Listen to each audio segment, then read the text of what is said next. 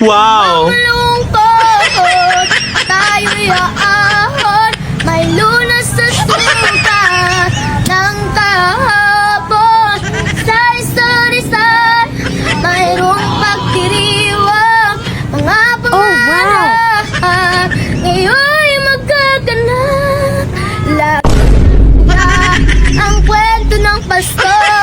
Wow! At may magmamahal.